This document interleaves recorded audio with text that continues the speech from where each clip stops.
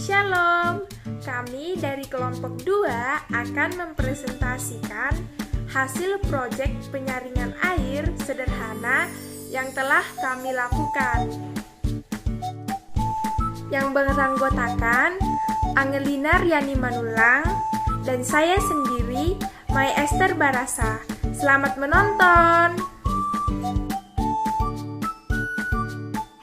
Batu kerikil.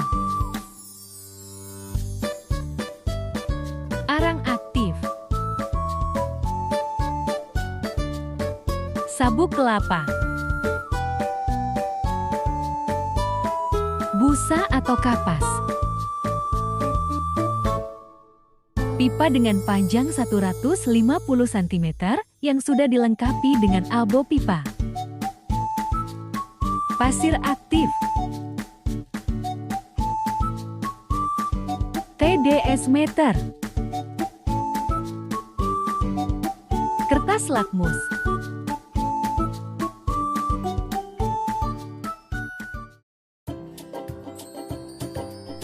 Nah, langkah pertama yang kita lakukan adalah memasukkan kapas atau busa ke dalam pipa. Nah, setelah dimasukkan, kita padatkan kapas yang ada di dalam pipa agar semua bahan nanti tersusun dengan rapi.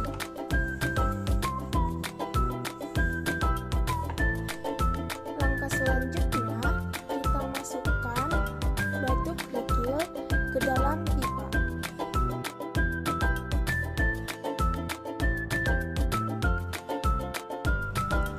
Nah, langkah yang ketiga, kita masukkan arang ke dalam pipa.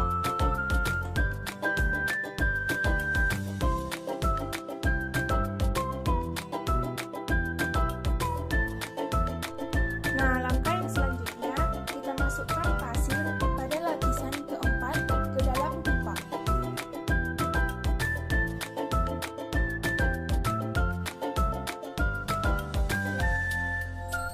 Nah, langkah yang selanjutnya, kita masukkan serbuk kelapa.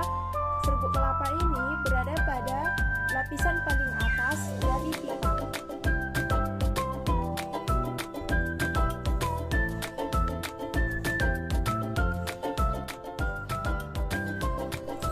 Seperti inilah kira-kira setelah bahan semua kita masukkan ke dalam pipa. Nah, langkah yang berikutnya kita akan menghitung pH dari air menggunakan kertas lakmus.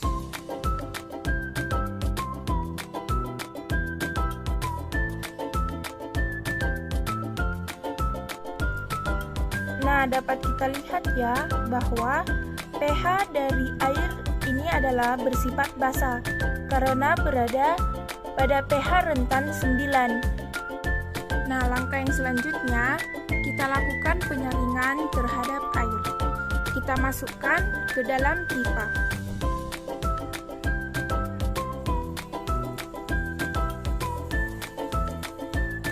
Lalu kita tunggu air mengalir.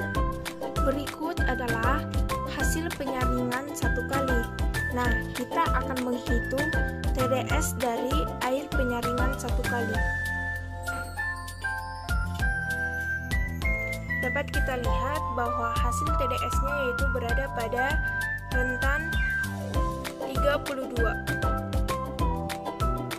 Sedangkan pH untuk air penyaringan 1 kali yaitu kita masih melihat bahwa berada pada rentan pH 9. Dia masih bersifat basa. Di sini karena efek cahaya, warna dari kertas lakmus tidak terlihat begitu jelas. Berikut adalah air penyaringan 1 kali. Maka air ini akan kita saring untuk yang kedua kalinya sampai berwarna bening.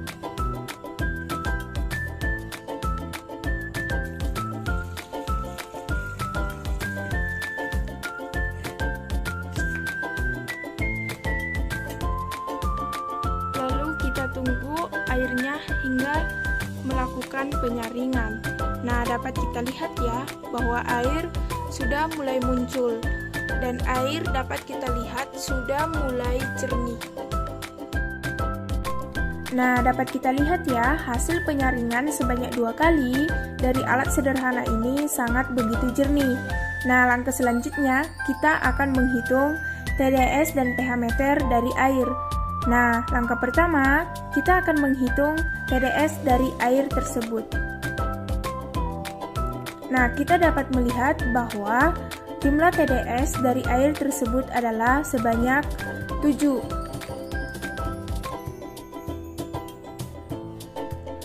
Nah, yang selanjutnya kita akan menghitung pH.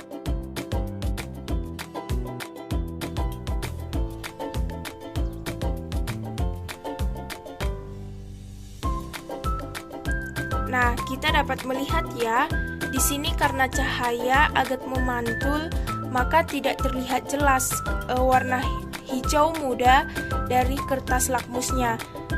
Di sini kita dapat melihat bahwa pH dari air ini adalah berada pada rentan pH 7, yaitu netral.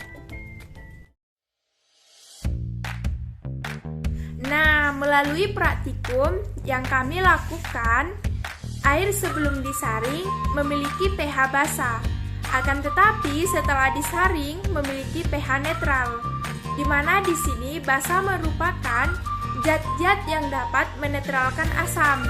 Secara kimia, asam dan basa saling berlawanan. Basa yang larut dalam air disebut alkali. Jika zat asam menghasilkan ion hidrogen atau H+, yang bermuatan positif, maka dalam hal ini basa mempunyai arti bahwa ketika suatu senyawa basa dilarutkan ke dalam air, maka akan terbentuk hidroksida atau OH- dan ion positif. Ion hidroksida ini terbentuk karena senyawa hidroksida mengikat satu elektron saat dimasukkan ke dalam air. Nah, sekarang kita akan membahas tentang asam. Nah, secara umum, asam merupakan senyawa kimia di mana jika dilarutkan di dalam air akan menghasilkan larutan dengan pH lebih kecil dari 7. Asam adalah suatu zat yang dapat memberi proton kepada zat lain atau dapat menerima pasangan elektron bebas dari suatu basa. Suatu asam bereaksi dengan suatu basa dalam reaksi penetralan untuk membentuk garam. Nah, yang selanjutnya kami akan membahas tentang kenapa sih kami menggunakan bahan-bahan tersebut dalam proyek penyaringan air kami. Nah, yang pertama kami menggunakan kapas. Nah, karena kapas tersebut dapat menyerap endapan-endapan air yang membuat warna air itu menjadi keruh dan kita bisa melihat endapan-endapan tersebut yang menempel pada kapas berupa warna dari endapan ataupun kotoran dari air tersebut. Nah, yang kedua, kami menggunakan batu-batu atau batu kerikil.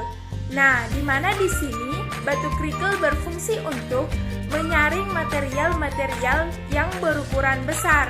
Contohnya seperti lumut, pasir, dan lain sebagainya pada air sumur. Nah, kerikil di sini sebagai media penyangga dalam proses filtrasi agar media pasir tidak terbawa aliran hasil penyaringan sehingga penyumbatan dapat dihindari. Nah, diameter kerikil yang kami gunakan yaitu antara 1 sampai 2,5 cm, di mana batuan kerikil ini kami samakan dengan melalui proses pengayakan analisa kerikil atau kami ukur dengan penggaris. Nah, kemudian arang aktif. Arang aktif berfungsi untuk menyaring atau menghilangkan bau, zat warna, zat pengencer dalam air, serta sebagai pelindung dan penukaran resin dalam alat atau penyulingan air. Karbon aktif ini terbuat dari batok atau temburuk kelapa yang dibakar sampai menjadi karbon, di mana karbon aktif ini berfungsi menyerap bau, menghilangkan warna kuning, dan unsur-unsur yang merugikan dalam kandungan air. Nah, kemudian pasir aktif.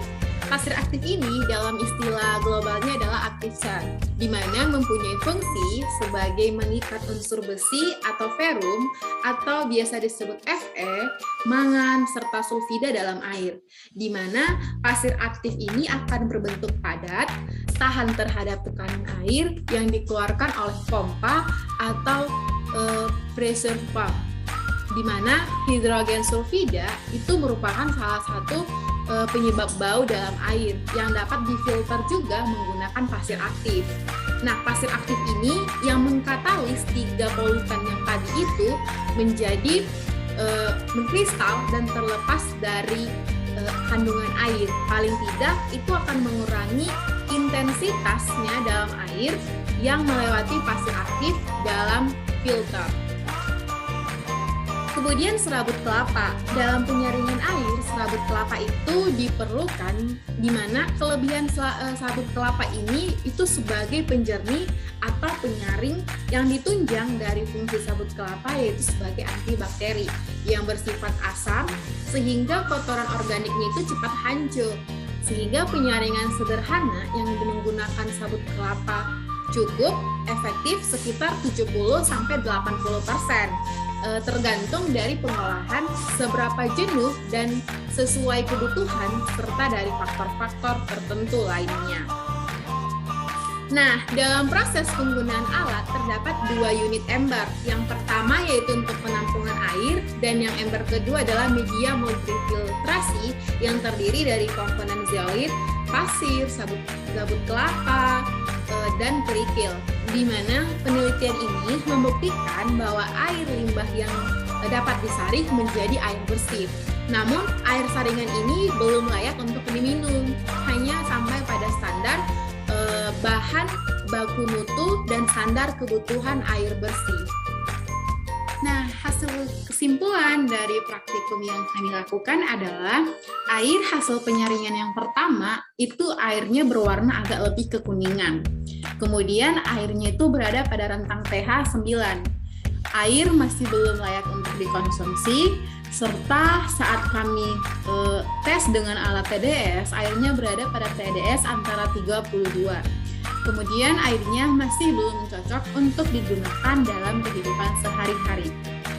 Sedangkan pada air hasil penyaringan yang kedua itu, airnya itu sudah sangat jernih, airnya berada pada rentang pH 7 atau sudah bersifat netral. Kemudian airnya sudah layak untuk dikonsumsi. Air dites dengan alat TDS itu berada antara pH 7. Dan air pada penyaringan yang kedua ini sudah sangat cocok untuk digunakan dalam kehidupan sehari-hari. Demikianlah hasil presentasi dari proyek yang kami lakukan. Atas perhatiannya kami ucapkan terima kasih.